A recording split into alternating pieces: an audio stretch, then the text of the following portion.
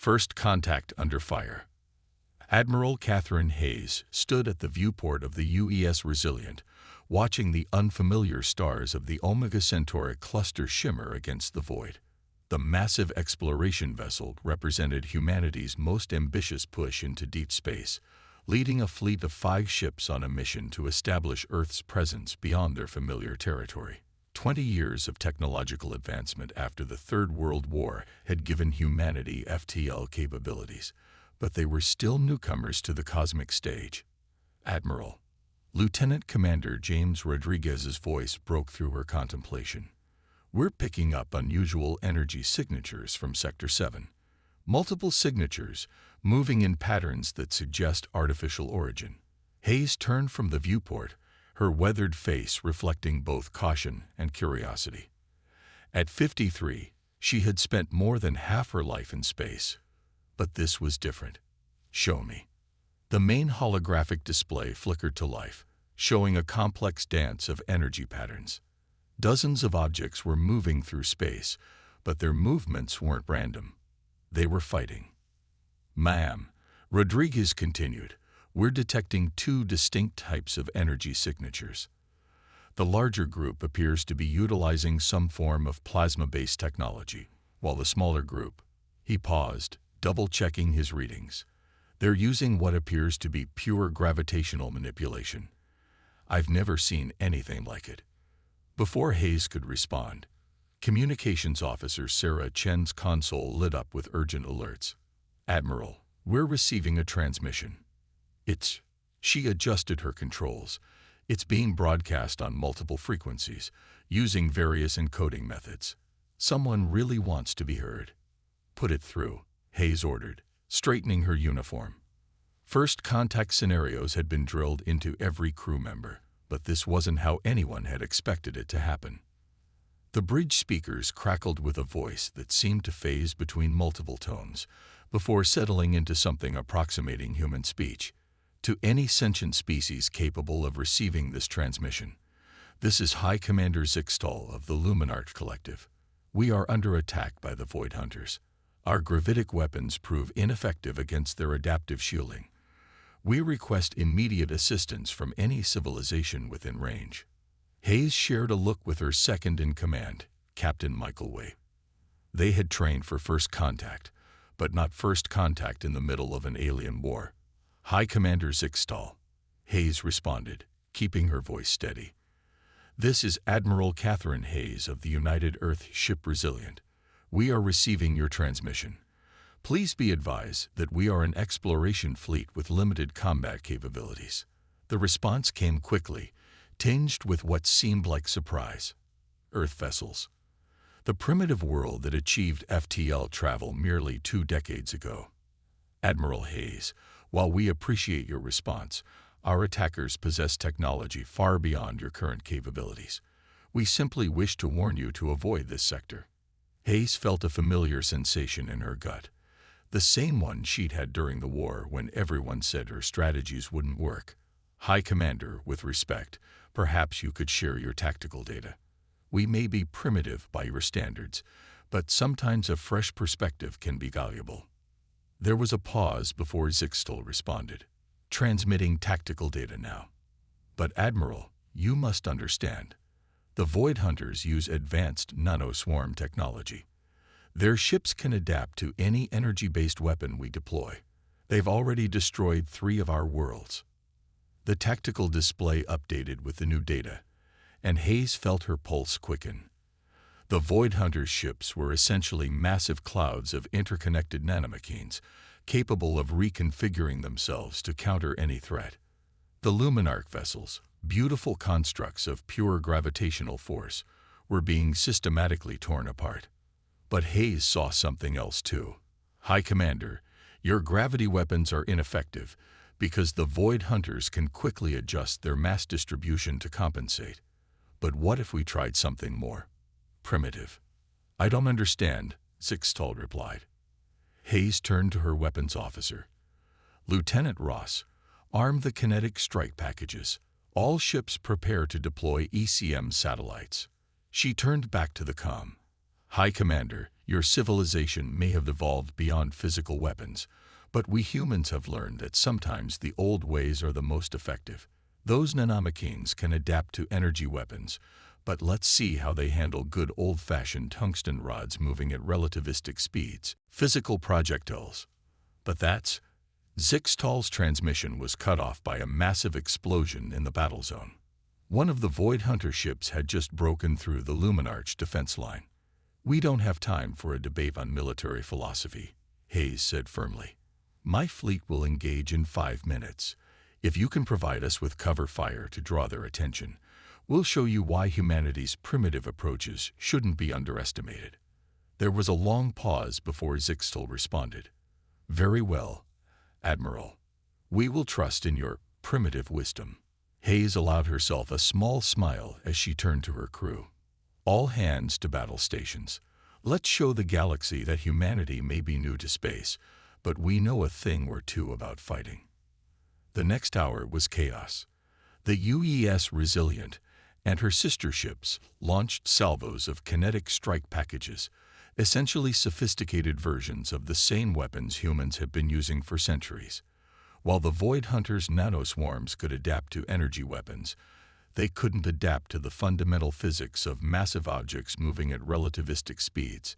The human fleet's electronic countermeasures played havoc with the nanoswarms' communication networks, while the Luminarch's gravity weapons, now used as a distraction, kept the Void Hunters from focusing solely on the human ships.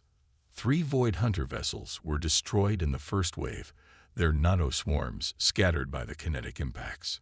2 more fell in the second wave, as Hayes coordinated with Zixtal to trap them between gravitational fields and kinetic strikes.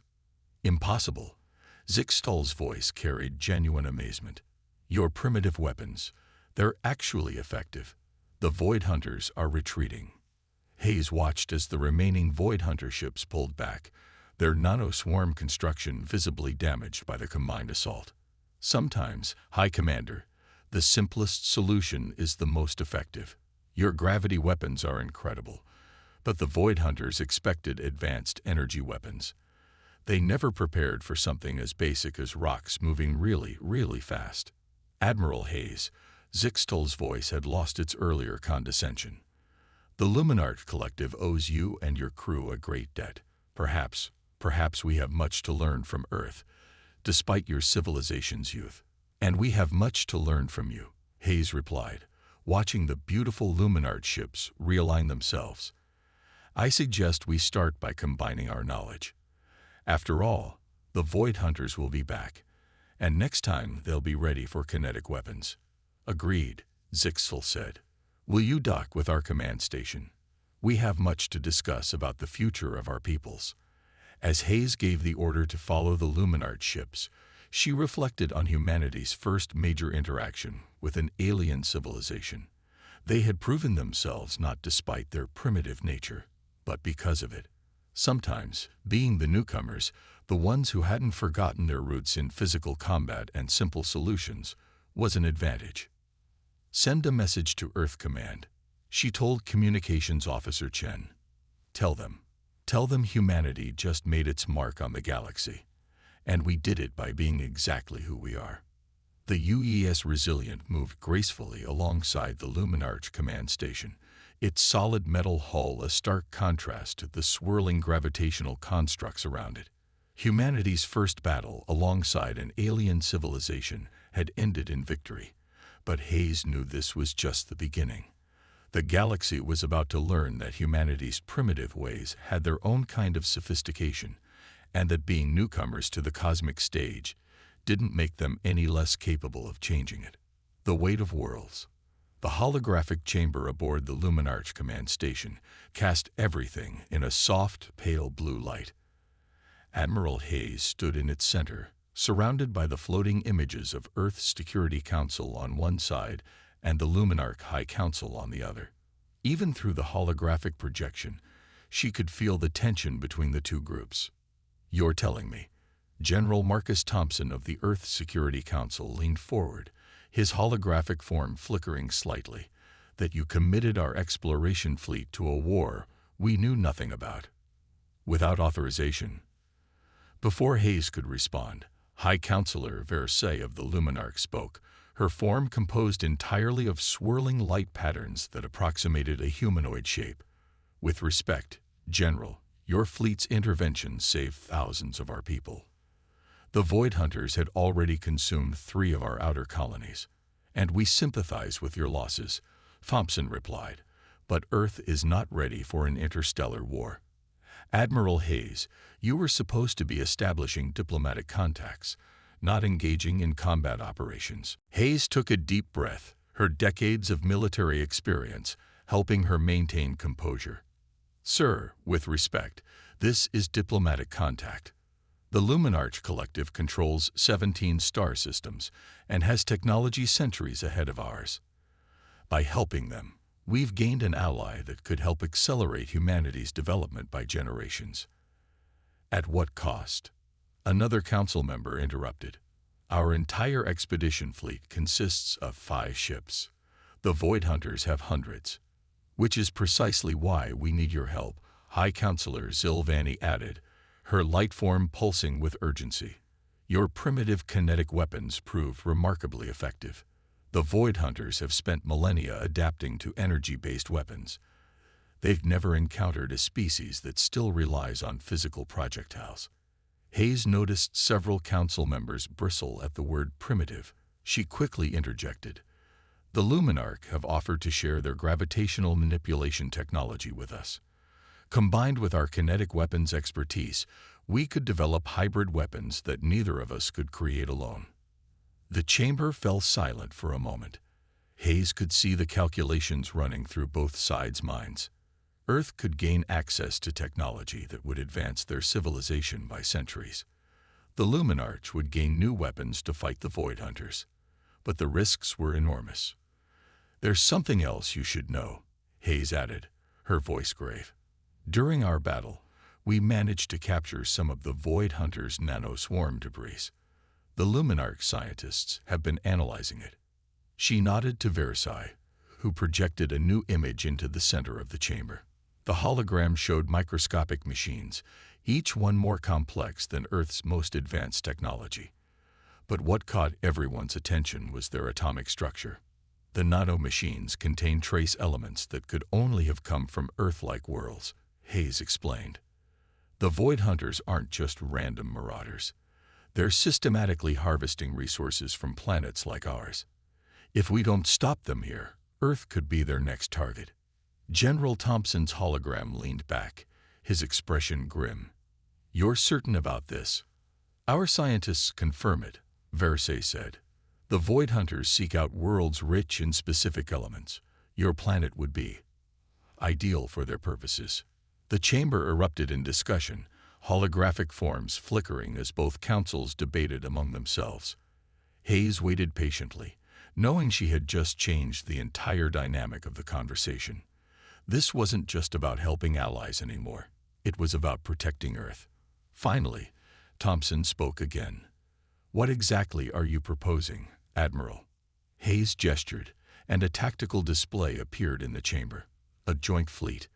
The Luminarch have agreed to provide us with ships, their newest designs, incorporating protected areas that can support our physical forms. We provide the weapons and tactical expertise. Together, we can hit the Void Hunters before they recover from our first encounter. And you believe this can work? One of the Luminarch counselors asked. Our civilizations are so different. Your people still require physical bodies, while we evolved beyond such limitations centuries ago. Those differences are our strength, Hayes replied firmly. The Void Hunters expect advanced civilizations like yours. They don't expect a species that still remembers how to fight with physical weapons. They don't expect a people who understand war not as an equation, but as a test of will and adaptation. She turned to address both councils. Humanity is young compared to your civilization, but we've learned lessons you've forgotten. We still remember that sometimes the simplest solution is the best. We still understand that victory often goes not to the most advanced army, but to the one that can adapt and overcome. Versailles' light form pulsed in what Hayes had learned was agreement. The Admiral speaks truth. Our civilization's advancement became our weakness. We forgot the fundamental principles of warfare in our rush to transcend physical limitations. General Thompson was quiet for a long moment. Finally, he spoke. The Security Council will need to debate this formally. But he looked at Hayes with a hint of pride. You've made a compelling case, Admiral. How long until the Void Hunters regroup? Our long-range sensors detect them gathering reinforcements, Versailles reported. We estimate 3 Earth weeks before they return in force. Then we have 3 weeks to prepare, Hayes said. 3 weeks to combine our technologies, train our crews to work together, and be ready for what comes next. And if we fail? Someone asked. Hayes' expression hardened. That's not an option. Earth's safety is at stake, along with every other living world in this sector. We're going to show these Void Hunters that humanity's primitive nature is exactly what makes us dangerous.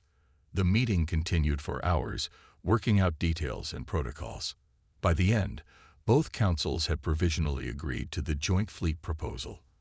As the holograms faded away, Hayes found herself alone with Versailles and Sylvanie. Your species continues to surprise us, Versailles said. We had dismissed Earth as too young, too physical, too bound by primitive limitations. Yet here you are, teaching us lessons we have forgotten. Hayes smiled slightly. Sometimes the oldest lessons are the most valuable. Your people moved beyond physical form, beyond traditional weapons. But the Void Hunters forced you to confront an enemy that couldn't be defeated by pure advancement. And now we must learn to fight again, Sylvanie added. Your crews will help train ours. Yes, Hayes nodded. And your scientists will help us understand your technology. Together, we'll be ready when they return. As she left the chamber, Hayes felt the weight of what they were attempting. 2 radically different civilizations trying to combine their strengths to face a common enemy. But she also felt hope. Humanity had proved itself not just capable of fighting alongside advanced aliens, but essential to their survival.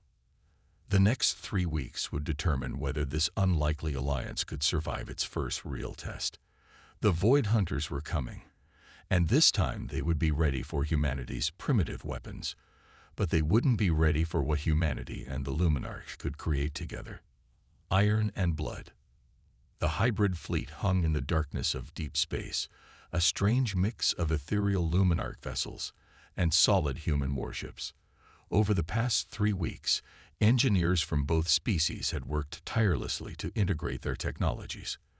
The result was something entirely new, ships that combined the Luminarch's gravitational manipulation with humanity's kinetic weapon systems. Admiral Hayes stood on the bridge of the flagship, now renamed Unity.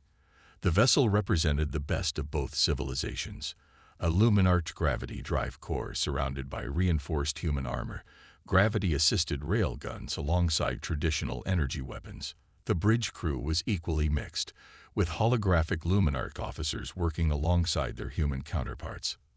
Long-range sensors detecting multiple signatures, announced Lieutenant Rodriguez. Energy patterns match Void Hunter vessels. A lot of them. High Commander Zixtal's holographic form materialized beside Hayes. They'd brought 3 times the forces we faced before. Our scouts count at least 300 vessels. Hayes nodded grimly. They had expected this. The Void Hunters wouldn't underestimate them again. Status of the fleet. All ships report ready, Captain Way responded from his tactical station. The new hybrid weapons are online and crews report optimal functionality of the gravity-assisted targeting systems. The past 3 weeks had been a crash course in integration. Human gunners had learned to use Luminarch gravity fields to curve their kinetic rounds around obstacles. Luminarch officers had studied human battle tactics, learning to think in terms of physical space and momentum rather than pure energy manipulation. They're moving into attack formation, Rodriguez reported. But something's different about their configuration. Hayes studied the tactical display. The Void Hunters' nano-swarm ships were arranging themselves in tight, overlapping patterns she hadn't seen before. They've adapted. They're expecting kinetic weapons this time. Indeed, Zixtal agreed. Their formation will allow them to redirect any physical impacts through their linked nanostructure. Our previous tactics won't be as effective. Hayes allowed herself a small smile. Good thing we didn't plan to use our previous tactics. All ships, implement battle plan Themis. The hybrid fleet began to move, but not in any conventional military formation. Instead, the ships scattered in what appeared to be random directions, their gravity drives leaving distinctive energy trails in space. The Void Hunters are advancing, Wei reported. They appear confused by our deployment. Let's give them something else to think about, Hayes ordered. Launch gravity mines. Hundreds of small objects deployed from the human ships, each one containing a miniaturized version of the Luminarch's gravity technology. They floated seemingly harmlessly in space, waiting. The Void Hunter fleet pressed forward, their nano-swarm ships moving with mechanical precision. As they approached the scattered human Luminarch fleet, their formation tightened further, preparing to absorb any kinetic impacts. They're within the minefield, Rodriguez announced. Activating in 3, 2, 1. The gravity mines activated simultaneously, creating a complex web of overlapping gravitational fields. The Void Hunter's tight formation, designed to resist physical impacts, suddenly worked against them as their ships were pulled in multiple directions at once. Now, Hayes commanded, all ships execute primary attack pattern. The scattered human Luminarch fleet suddenly moved with purpose, their seemingly random positions revealing themselves as perfect firing positions. But instead of launching traditional kinetic rounds, they fired something new, projectiles surrounded by concentrated gravitational fields. When these gravity-enhanced rounds struck the Void Hunter's nano-swarm ships, the results were devastating. The gravitational fields prevented the nano-machines from redistributing the kinetic energy of the impact, while simultaneously crushing inward with immense force. Direct hits on multiple targets, Wei reported, unable to keep the excitement from his voice. Their adaptive shielding can't compensate for both the physical impact and the gravitational crush. The Void Hunters attempted to regroup, their ships trying to break free of the gravity minefield. But the hybrid fleet was already moving to its secondary attack positions. Launch Phase 2, Hayes ordered. This time, the human ships launched what appeared to be standard missiles. The Void Hunters adjusted their defenses accordingly, only to be surprised when the missiles burst apart mid-flight, releasing clouds of magnetically charged particles. Magnetic cloud deployment successful, the Luminarch officer reported, her holographic form flickering with what Hayes had learned was their version of satisfaction. The nano-machines are attempting to adapt, but the magnetic interference is disrupting their communication networks. The battle continued for hours, with the hybrid fleet repeatedly surprising the Void Hunters with combinations of technologies they had never encountered. Gravity-enhanced kinetic weapons broke apart their formations. Magnetic clouds disrupted their coordination. Traditional energy weapons, carefully timed with gravitational pulses, found weak points in their usually adaptive defenses. But the Void Hunters were far from helpless. Several human ships took heavy damage from nano-swarm attacks that ate through their armor. The Luminarch vessel was torn apart when its gravity core was destabilized. The enemy was learning, adapting, becoming more dangerous with each passing minute. Admiral, Rodriguez called out, his voice urgent. I'm detecting a power surge in the enemy fleet. They're combining. Hayes watched in horror as dozens of Void Hunter ships merged into a single massive form, their nano-swarms integrating into something new and terrifying. The resulting vessel was larger than anything she had ever seen, its surface writhing with billions of nano-machines. By the light, Zixtal whispered. They've never done this before. They're desperate. The massive combined vessel began to move toward the hybrid fleet, shrugging off their attacks like they were nothing. Gravity weapons dissipated harmlessly against its enhanced field. Kinetic rounds were absorbed into its mass. Even the magnetic clouds seemed to have no effect. All ships fall back to defensive positions, Hayes ordered, her mind racing. This was the moment that would decide everything. Two civilizations had put their trust in humanity's leadership, in their primitive understanding of warfare. She studied the tactical display, watching the movement of the massive enemy vessel. It was powerful, yes, but it was also something else. Predictable. The Void Hunters had sacrificed their adaptability for raw power. "Commander Zixtal," she said slowly, "your gravity drives can create singularity points, correct?" "Yes, but they would be too small to affect a vessel of that size." "We don't need to affect the whole vessel. Rodriguez, scan for power distribution nodes in that thing. Way, calculate a firing solution that will put our entire fleet's kinetic arsenal on a single point, and get me a direct line to all ships." As her crew worked, Hayes addressed the fleet. "This is Admiral Hayes. What you're about to see is either going to be a brilliant strategy or our last mistake. Either way, I want you to know that what we've achieved here, humans and Luminarch working together, is something remarkable. Stand by for synchronized fire on my mark." The massive Void Hunter vessel was almost upon them when Hayes gave the order. "All ships create synchronized gravity singularities at these coordinates. Time them with kinetic strikes." Now, the space around the target point warped as dozens of miniature gravitational singularities formed simultaneously. In the same instant, hundreds of kinetic rounds struck the exact same spot, their impacts magnified by the gravitational distortions. For a moment, nothing seemed to happen. Then, like a cascade of falling dominoes, the Void Hunter vessel began to break apart.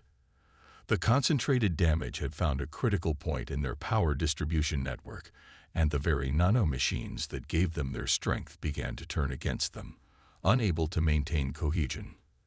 "All ships, full spread," Hayes commanded. "Don't let them regroup."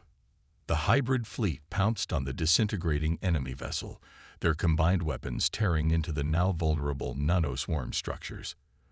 Within minutes, the massive threat had been reduced to scattered clouds of inert nanomachines. The remaining Void Hunter ships, perhaps realizing that their ultimate strategy had failed, began to retreat. They vanished into FTL jumps, leaving behind the debris of their defeated forces. As the adrenaline of battle faded, Hayes looked around her bridge. Human and Luminarch officers alike were celebrating, their differences forgotten in the joy of victory. "Admiral," Zixtal said, his holographic form seemed to shine brighter than usual, "your strategy was most unprimitive." Hayes laughed. "Maybe that's the lesson here, Commander. It's not about being primitive or advanced. It's about using everything at your disposal, about combining different ways of thinking to create something new." As damage reports and casualty lists began to come in, Hayes knew this wasn't the end. The Void Hunters would be back, with new adaptations and strategies, but they would find something waiting for them. A combination of humanity's warrior spirit and Luminarch technology, growing stronger with each encounter. The hybrid fleet regrouped. Their strange mix of solid matter and energy constructs a testament to what different species could achieve together.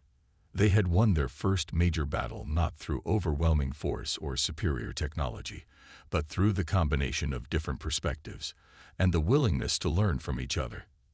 As Hayes gave orders for the fleet to return to base for repairs, she couldn't help but think that maybe this was humanity's true gift to the galaxy, not their primitive weapons or tactical knowledge, but their ability to adapt, to combine different approaches, and to find strength in diversity.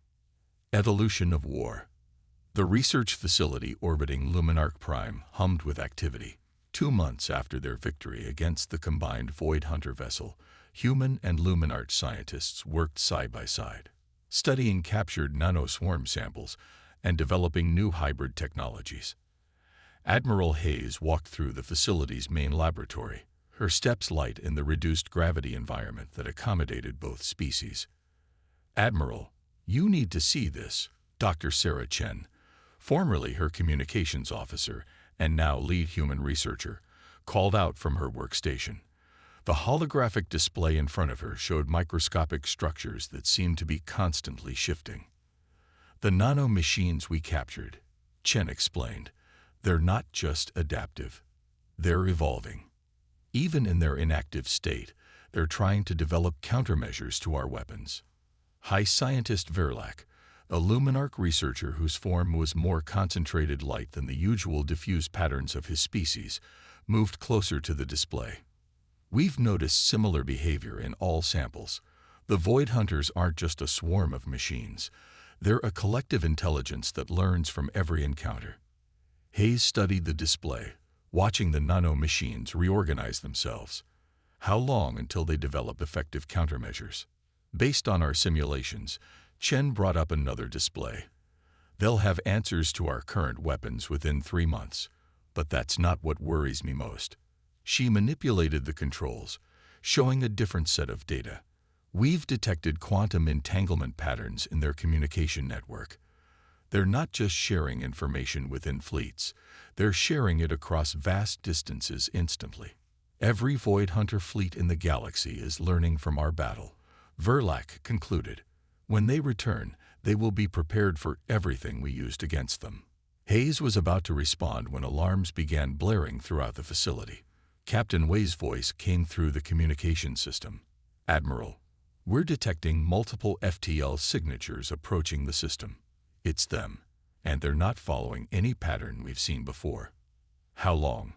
Hayes demanded, already moving toward the command center. 15 minutes until they reach weapon range. But Admiral, their formation, it's like nothing we've encountered. Hayes reached the command center in time to see the tactical display light up with incoming vessels. The Void Hunters weren't approaching in their usual tight formations, nor in the massive combined form they'd tried before. Instead, their ships were arranged in a complex, three-dimensional pattern that seemed to shift and flow like water. Analysis, she asked as her command staff assembled around her. They're using some form of quantum-linked formation, Wei reported. Each ship is maintaining perfect position relative to the others, allowing them to create overlapping fields that our sensors can barely penetrate. High Commander Zixtal's hologram appeared. Our gravity scouts report the same. They've developed some kind of quantum-entangled defensive network. Our previous tactics will be useless. Hayes watched the display, her mind racing. The Void Hunters had indeed evolved, turning their greatest defeat into a new strength. But in doing so, they'd revealed something crucial. They're afraid, she said suddenly. Admiral. Chen looked confused. Look at their formation. All that coordination, all that defense. They're not just trying to beat us. They're trying to make absolutely sure they can't lose. They've abandoned aggression for perfect defense. An interesting observation, Zixtal said, but how does this help us? Hayes smiled. Because perfect defense comes at a cost. They've sacrificed flexibility for security. Dr. Chen, those quantum entanglement patterns you found in their communication network, could we use that against them? Chen's eyes widened as she understood. If we could disrupt their quantum links. But Admiral, we'd need a massive amount of energy to generate enough quantum interference. More energy than we have, Verlac added, even with our combined fleets. Then we'll have to find it somewhere else. Hayes turned to Zixtal. Commander, your people once told me that gravity weapons were ineffective against the Void Hunters because they could adapt too quickly. But what if we didn't use gravity as a weapon? Understanding dawned in Zixtal's holographic features. The system's star. If we could create a controlled gravitational lens, we could focus its energy directly into their formation. Hayes finished. Not as a weapon, but as a massive source of quantum interference. The next 10 minutes were a blur of activity. As the Void Hunter fleet approached, the hybrid fleet took up positions that seemed to make no tactical sense, spreading out in a rough sphere around the star.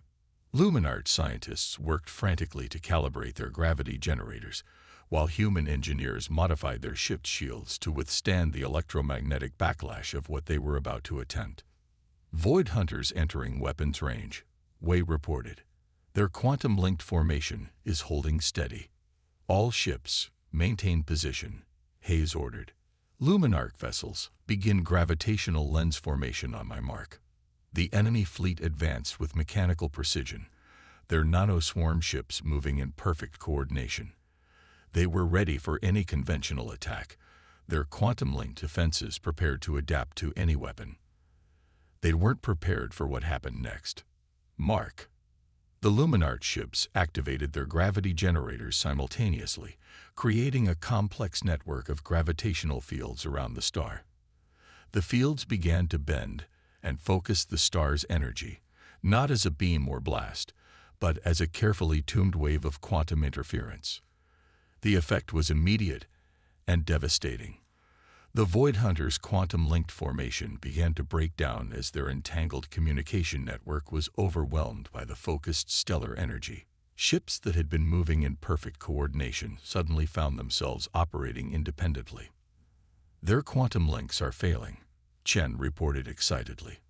"The formation is breaking apart. All ships, execute attack pattern Prometheus," Hayes commanded. A hybrid fleet struck while the enemy was in disarray. Gravity-enhanced kinetic weapons tore through ships that could no longer coordinate their defenses. Traditional energy weapons, precisely timed to exploit gaps in their now fragmented defensive network, found vulnerable targets. But the Void Hunters weren't finished. Even as their quantum-linked formation collapsed, individual ships began to adapt, their nanoswarms reconfiguring to operate independently.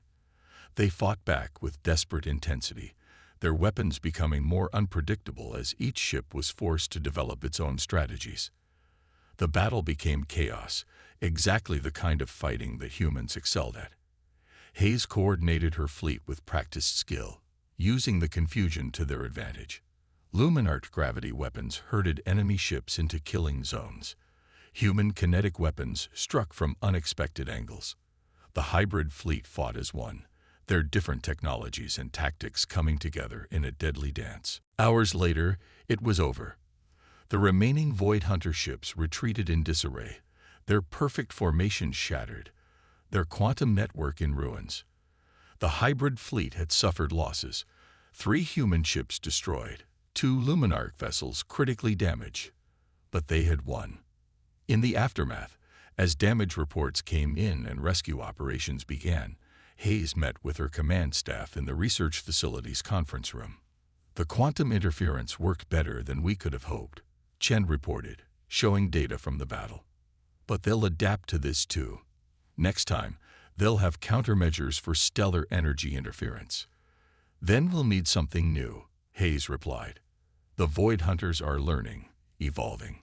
We need to evolve faster." "Perhaps," Verlac suggested, "we should examine their evolution itself.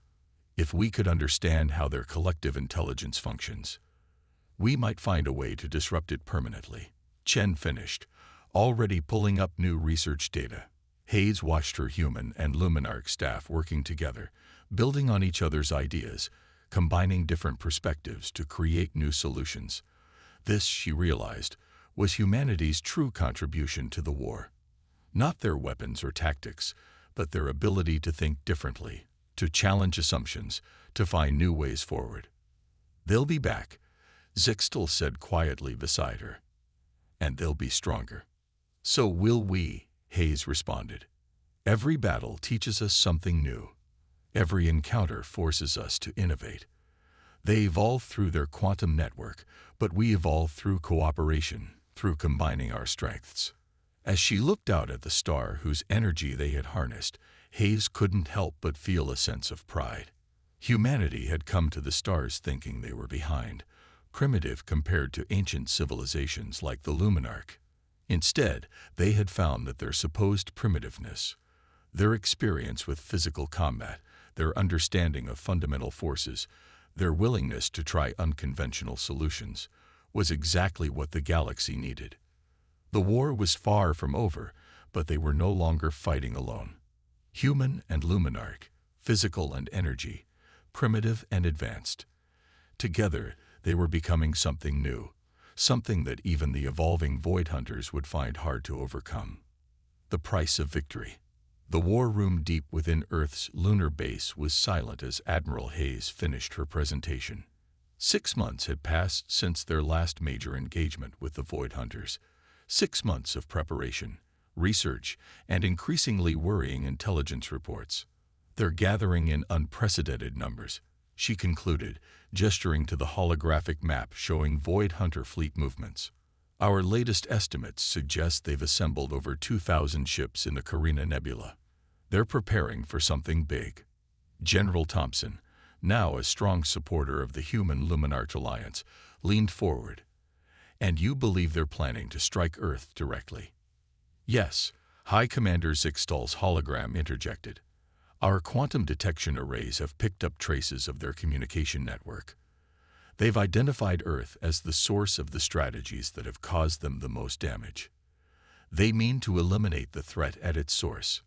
Dr. Chen brought up a new display, showing the latest analysis of Void Hunter nanomachine evolution.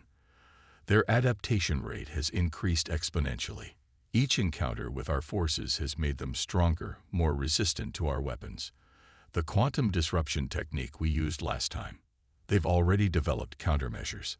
Hayes watched the assembled military and scientific leaders absorb this information.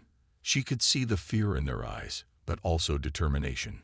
Humanity had come too far to back down now. What about the weapon? Thompson asked. Hayes nodded to Verlac, whose holographic form expanded to showcase their latest joint project. Project Prometheus is ready, the Luminarch scientists reported. But the cost of using it. He trailed off. Show them, Hayes ordered quietly. The holographic display changed to show a massive device, a combination of human and Luminarch technology, unlike anything ever created. At its core was a quantum singularity, contained by overlapping gravity fields and surrounded by specialized nanomachines that the joint research team had developed. The Void Hunters adapt by sharing information through quantum entanglement, Chen explained. We've reverse-engineered their communication network and found a way to turn it against them. This device will create a cascading quantum disruption that will spread through their entire network. In simple terms, Hayes added, it will sever their ability to communicate and adapt. Every Void Hunter ship in the galaxy will be affected simultaneously. But, Thompson prompted, hearing the hesitation in their voices, but the quantum backlash will be extreme, Verlac said. Any ship within 10 light minutes of the device when it activates will be destroyed, including the ship carrying it. Silence fell over the war room. The implications were clear. This was a suicide mission. Someone would have to deliver the device into the heart of the Void Hunter fleet and manually activate it. I'll do it, Hayes said firmly. The Unity is the only ship with the combined technologies needed to get close enough. Admiral, Y protested. Let me take the Unity. You're needed to coordinate the fleet. Hayes shook her head. The Void Hunters know my tactical patterns. They'll focus on me, making it easier for the rest of the fleet to get into position. Besides, she smiled slightly, a captain goes down with their ship. The next few days were a blur of preparation. The hybrid fleet assembled in Earth orbit, 50 human ships and 30 Luminarch vessels, the largest combined force they'd ever fielded. Project Prometheus was installed aboard the Unity, its quantum core pulsing with barely contained energy. As the fleet prepared to jump to the Carina Nebula, Hayes recorded her final log entry. Humanity came to the stars thinking we were behind, primitive compared to ancient civilizations. Instead, we found that our supposed primitiveness was exactly what the galaxy needed. We remembered lessons that older species had forgotten. We understood that sometimes the simplest solution is the most effective. And most importantly, we showed that different species, different ways of thinking, could come together to face any threat. The jump to Carina was perfectly synchronized, the hybrid fleet emerging from FTL in attack formation. The sight that greeted them was terrifying. Thousands of Void Hunter ships arranged in a complex, three-dimensional pattern that seemed to ripple with malevolent intelligence. All ships, battle formation Delta. Hayes commanded from the Unity's bridge. Remember, we only need to hold them for 15 minutes. Once the device is in position, get clear immediately. The battle that followed was unlike anything in human or Luminarch history. The Void Hunters had learned from every previous encounter, their nano-swarm ships displaying an arsenal of adapted weapons and defenses. But the hybrid fleet had evolved too. Human kinetic weapons, now guided by quantum-targeted gravity fields, struck with impossible accuracy. Luminarc energy beams, synchronized with human ECM systems, penetrated defensive screens that should have been impenetrable. Every trick, every strategy, every combination of technologies that they had developed was brought to bear. The Unity drove straight for the heart of the enemy fleet, taking hit after hit but pressing forward. Hayes coordinated the battle even as her ship's systems began to fail, buying time for Project Prometheus to power up. "Admiral," Chen's voice came through the damaged comm system. "The quantum core is reaching critical levels. We need to activate it soon." Hayes watched as another section of her ship's hull was torn away by nano-machine attacks. Status of the fleet: all ships reporting heavy damage. Y responded, but they're maintaining the defensive screen. "You have your window, Admiral." "Good. Send the evacuation signal. All ships are to jump to the fallback point immediately." "Admiral." Zixtal's hologram flickered beside her. "It has been an honor." Hayes smiled. "The honor was mine, Commander. Now get your people out of here." She watched as the hybrid fleet began to disengage, fighting their way clear of the battle zone. The Void Hunters, sensing something was wrong, began to concentrate their attacks on the Unity. "Project Prometheus at full power," Chen reported. "Quantum cascade ready to initiate." "Admiral, it's been a privilege." "The privilege was mine, Doctor." "All hands to escape pods." "That's an order." As her crew evacuated, Hayes guided the dying Unity deeper into the enemy formation. The Void Hunters surrounded her ship, their nano-swarms beginning to tear through the remaining armor. "Computer, initiate Project Prometheus." Authorization Hayes Alpha 1. The quantum core began to pulse faster, its energy building to impossible levels. On her tactical display, Hayes watched the last escape pods launch, carrying her crew to safety. The Void Hunters, too focused on what they perceived as the main threat, largely ignored the small vessels. As the quantum cascade began, Hayes thought about humanity's journey to this moment. They had come to the stars feeling primitive, only to discover that their primitive nature, their understanding of physical combat, their willingness to sacrifice, their ability to think differently, was exactly what the galaxy needed. The device activated. The cascade effect was beautiful in its devastation. A wave of quantum disruption spread outward at the speed of light, shattering the bonds that held the Void Hunters' collective intelligence together. Ships that had operated as part of a single vast intelligence suddenly found themselves alone, their nano-machines unable to adapt or communicate. In the same instant, the quantum backlash transformed the heart of the Carina Nebula into a maelstrom of energy. The Unity, along with hundreds of Void Hunter ships, was torn apart at the quantum level. Hours later, when the hybrid fleet returned to the battlefield, they found only debris where thousands of ships had been. But across the galaxy, reports began coming in. Void Hunter ships everywhere were shutting down, their nano-swarms falling dormant without the quantum network to guide them. The threat was over, but the cost had been high. 1 month later, Earth and Luminarc Prime held a joint ceremony honoring those who had fallen in the final battle. A new station was dedicated in the Carina Nebula, built to study the unique quantum phenomena created by Project Prometheus. It was named Unity Station, and it served as both a scientific outpost and a memorial. In the station's main observatory, looking out at the swirling energies of the nebula, Captain Wei, now Admiral Wei, stood with High Commander Zixtal. "The station's quantum sensors are picking up something interesting," Zixtal said. "The energy patterns created by the cascade, they're not dissipating as expected.